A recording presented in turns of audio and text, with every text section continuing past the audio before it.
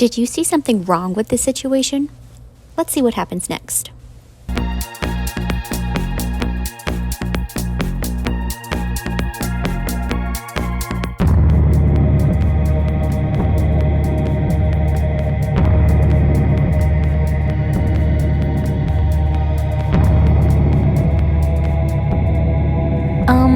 That's how you get E. coli.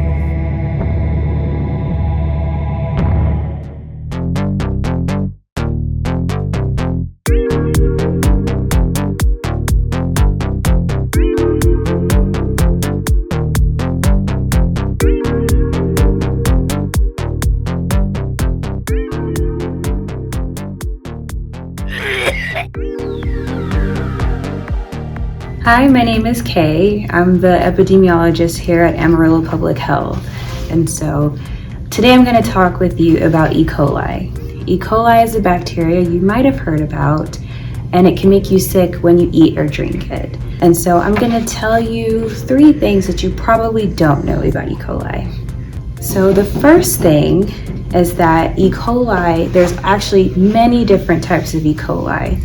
And one thing about that is that it's actually carried in the gut of humans and warm-blooded animals. So what that means is that you can get E. coli from other people and also from a wide variety of animals. The second thing is that you can get E. coli from other people or other humans if they go to the bathroom, they don't wash their hands very well, they might have a little bit of poop hands, and then they come and they touch something that you later on eat, drink, or touch. And when you eat the bacteria or drink it, that's how it makes you sick. You get E. coli from other animals by touching the animal or from animals that we eat as meat.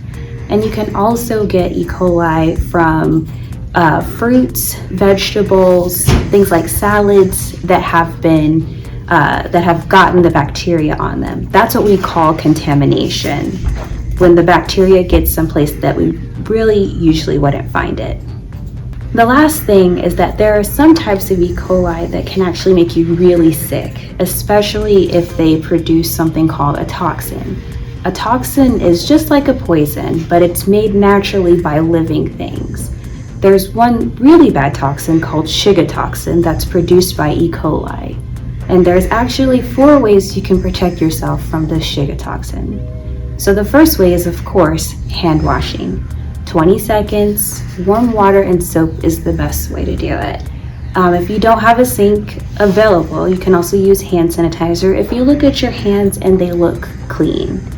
The second thing that you can do is just make sure that your food is cooked all the way done and all the way through to the center. Some places that we typically miss are things like pot pies, chicken nuggets, things that are really, really thick, and it may not be cooked all the way through, so just be careful of that. The next thing that you can do to protect yourself from Shiga toxin is to make sure you're washing your fruits, vegetables, and your salads under cold or cool running water for 20 seconds. That's the same amount of time that you should wash your hands for, 20 seconds. If you're eating like a packaged salad and it says something like washed and ready to eat on the outside, you don't have to wash it again. And that also goes for like packaged carrots and broccoli, other types of veggies as well. And the last thing that you can do to protect yourself from Shiga toxin is just to make sure that when you're preparing your food, like you're getting ready to cook it at home, that you keep your food that's not going to be cooked separate from your food that is going to be cooked, like your meats. That way none of the meat juices get into like your veggies or your fruits. So that was it. Thank you for listening.